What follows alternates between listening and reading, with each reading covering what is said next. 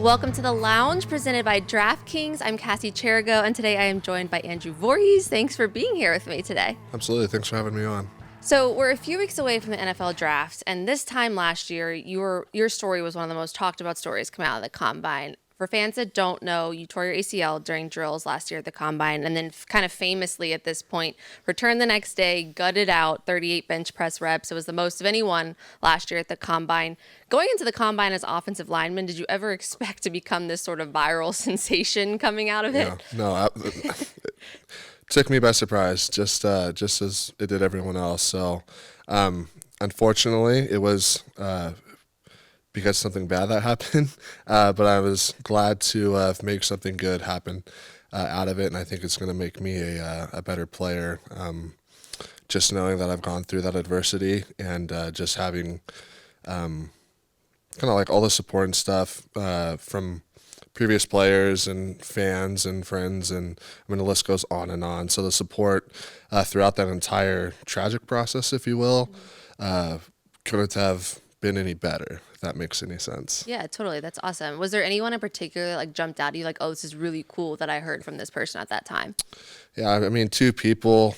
So like the more popular one for the listeners is like J.J. Watt, but personally for myself, Tony Baselli, he was a Gold Jacket player in the NFL, and he was a fellow USC Trojan. So hearing from him, just knowing that we kind of had shared some similar background in the sense that we both played at the same university together. That was pretty cool for me just because he's left such a significant impact there in Southern California and as well as in the National Football League. So that was pretty cool for me. Yeah, that's awesome. It's going to be like, it'd be cool to kind of follow in his footsteps in that way. Absolutely. When you came out of the Combine then, like what was kind of your mindset going into the draft? Obviously it didn't go the way you wanted it to go. So how did you kind of approach that? Yeah, so I think surgery was at the end of March, and the draft was towards the end of April. And obviously a lot changed. Was not expecting to get hurt throughout the process, but the reality was I did. And I don't know, like really going into it, I wasn't sure what was going to happen, right? You have expectations going into it healthy, and then something like this happens, right? And it's just, your life completely changes. So I was just taking it day by day, really, and just soaking it all in and just trying to make the best out of the opportunity that was laid in front of me. At the end of the day, the event happened, the injury happened, right? And it was all about how I was going to respond. And that I felt like I had a great response, and that really set me up to propel me throughout the rest of last year. And once I kind of started getting through the recovery process, right, just really allowed me to accelerate and stuff. So I'm in a good position right now. And like I've been telling everybody, my family and friends, I'm just scratching off the days, waiting for football to start back up. And I joined the team. So I'm really looking forward to it. I think a lot of fans share the sentiment of scratching off the days until we're back at football for sure. The first thing on the calendar coming up from a fan perspective is the draft. And so now we know that the Ravens end up trading back into the 7th round to select you after Eric DeCosta kind of already had his end of the season draft press conference. Were you aware that the Ravens were seemingly done at that point? What was kind of your mindset as, the 7th round is rolling on? Yeah. So, I mean, before I was selected, right, I was a prospect for all 32 teams. So you don't know where you're going to end up, Sure. right? Obviously, as the 7th round came around and I was still on the boards, selfishly, or I don't know if that's the right word, but I was kind of bummed out a little bit, if you will. And, I mean, now looking back after all of it happened and seeing that Mr. DeCosta had his press conference after he picked our 6th round pick last year, and knowing that he went back and traded back into the draft for me it was pretty cool, especially now that I'm a part of the organization. I know what this organization's about. I know the history of it a little bit now. Still got a lot more to learn, as always, but I thought that was pretty special. And so I wear the Raven logo with pride, and I'm just trying to do everything I can to represent the organization in the best way possible. So what has the last year been like for you? Not being able to be on the practice field, obviously not on the game field either, coming in as a rookie. It's kind of different than everyone else in your draft class. What has that been like for you? Yeah, so a lot of people have kind of said it's like a redshirt year, Right. and it really was. So had the opportunity to sit in throughout all of our meetings, Okay. pretty much do everything except for actually put cleats and shoulder pads and helmets on and all the gear. But so I got to learn football from some amazing players. We have an incredible offensive line room, incredible coach, incredible position coach, incredible coordinator, incredible head coach. So just got to really absorb and learn football from a different lens, right? Being that I wasn't actually on the field and doing all that. And then just a ton of weightlifting. So I've got to become really close with all the strength coaches. They're a great group, have total belief in everything that they do, and I feel like I've really bought in, and I think they're going to have a huge impact on my kind of sort of return to play, and just really help set a foundation for myself as I return. Was it ever a question for you that you were going to be here every day in meetings, or was that like just kind of a guarantee? You wanted to be here, you wanted to get that experience under your belt. Yeah, I mean, I didn't even consider it as an option of not being here. Did all my rehab here, and like I said, I was every bit a part of this team except for putting the pads on. I felt like so that was something important to me too. I wanted to be around, and I want being a rookie, right? I wanted to make myself known and not just be a name on a piece of paper or Right.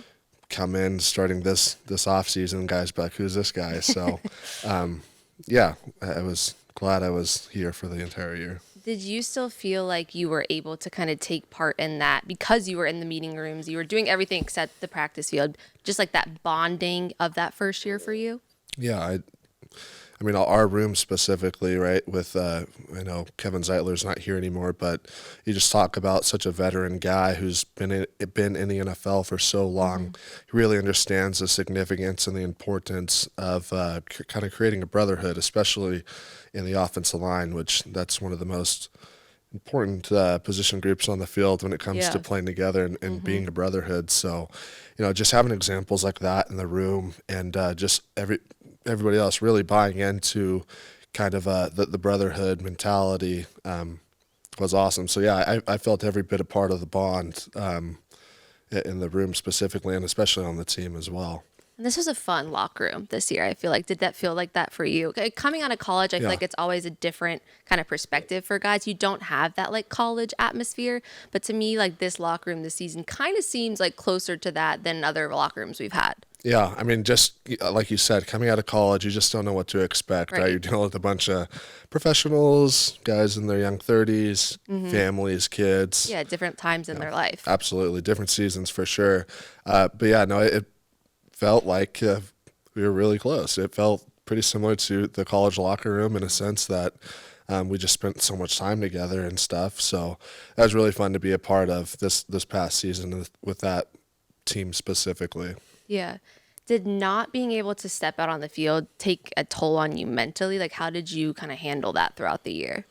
It was definitely a bummer, especially like when camp rolled around and we started putting the pads on and stuff. And I definitely missed it. But I think kind of having the right headspace going into training camp, being that my injury was in the middle of spring, I kind of had a lot of time to kind of cope and really put myself in the right headspace, as I was saying. So I don't. It was unfortunate. I really missed it. I miss football more than ever right now, which is, I'll use it. I'll harness that Yeah. to help propel me again, right, during this off season and going into next season. Who did you kind of lean on in that time you talked about from like the spring to training camp to kind of help you get in that right headspace?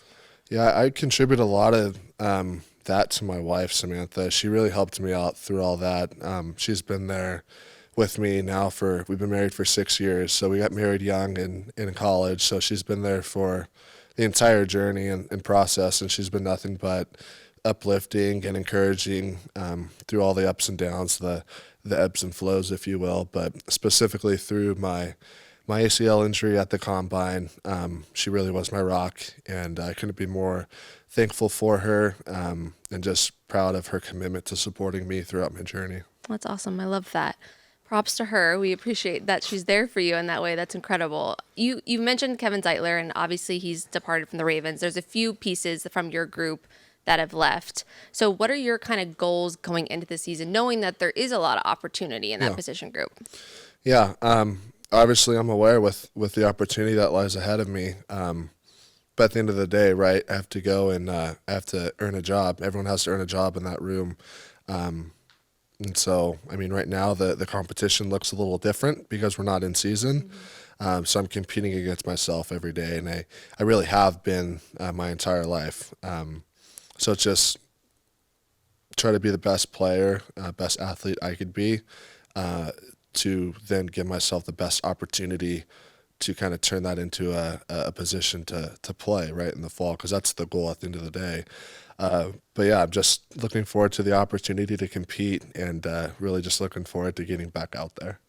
This week at league meetings, Coach Harbaugh kind of talked about your position group, and he said that even in a year like this where the Ravens are kind of quote unquote like rebuilding at the group, he has a lot of confidence in your group because of having Joe DeLisandris, for Ravens fans, our offensive line coach, just because he has this track record of developing young talent. So you've been in a meeting room with him for the last year. What have you learned from him?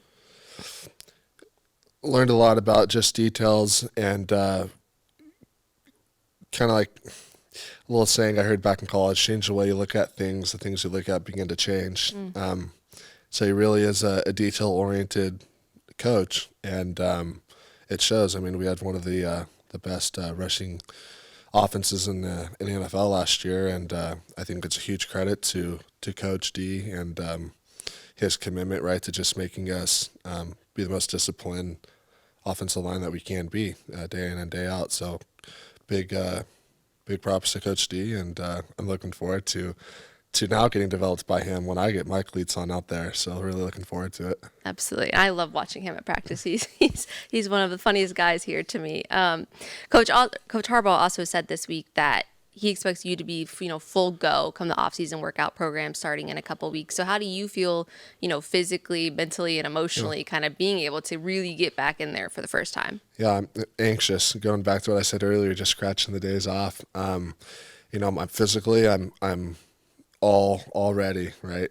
Just spending day in and day out with our training staff and our strength and conditioning coaches. I couldn't be in any better physical condition, so I'm really looking forward to it, and it'll be interesting to see right what it's like again, because it's been a while. Yeah, for sure. So outside of this incredible story, you've had this journey over the last year. What would you want Ravens fans to know about you as the person outside of you as the player with this remarkable, comeback story? I just want the Raven fan base to know that no matter what, I'm just going to get my best in always. Again, it's such a privilege to wear this logo specifically in the NFL shield as well. So I never want to take that lightly, and I just want to let that be known through the way I conduct and carry myself and play the game. I really kind of want that to be the mark I leave, especially early on in my career. That's awesome. I know there's a lot of excitement to see you on the field, and I know you feel that way too. Going back to college, I did read, this is on a little bit of a different note, that you did food tours when you were in college with a teammate. So I want to know if that's continued in Baltimore and if you have any favorites. So it's continued not only through Baltimore, but kind of through the East Coast a little bit, the Northeast. So I've been up to New York a couple of times, been up to Philadelphia. So I've been adding a couple places here and there. Baltimore, if you're a native and you know of the Atlas Group, we know that all their restaurants are really good. So I went to the Ruxton actually last week, and they just opened up. It is really good. Really good. This is free pub for the Ruxton, but it is really good. Probably one of the best meals I've had in a long time. Yep. Yeah. Yeah. So curating the list, is it what my college one was in Los Angeles? Absolutely not. That thing is an absolute beast. Yeah. I think because I track it all on Apple Maps. Okay. And I just log pins everywhere. You give like a rating, like a score for each one? No, I just kind of have places I have been, places I want to go. being in Los Angeles for so long, right? It's a long list. Long list, right? Yeah, a lot So more to choose just from. all the columnists in Los Angeles who would write stories and stuff, I'd be like, oh, that looks good, or I got to try that. So I'd throw them in the maps, and yeah, I mean the list is a beast. And I feel like Baltimore, like low key, is a better food scene than people would expect coming here. There's a lot of good restaurants. I agree. And it's interesting too because you could be in the city and then you drive 30-ish minutes or so and you could be out in the county and there's amazing Atlas restaurants again out in the county. So there's gyms everywhere and it's been fun, especially this last summer when being that I was injured and had a little bit more free time than the average Raven player. So I really got to explore that again with my wife. And that was really fun for us to kind of find a bunch of places, and there's a lot to experience out here. Yeah, totally. And you're a history buff too, is that right? So have you hit all the DC monuments, there's a lot of history in this area. Yeah, I definitely enjoy history. It's always been interesting to me. So, I mean, I've been to a DC probably 5 or 6 times now. Been up to Gettysburg, Fort McHenry, Harper's Ferry, Philadelphia. I mean, It's a lot. Boston, Lexington, Concord. The list goes on. I really enjoy that. So, growing up on the West Coast, right? History is a lot different. It's a lot younger out there.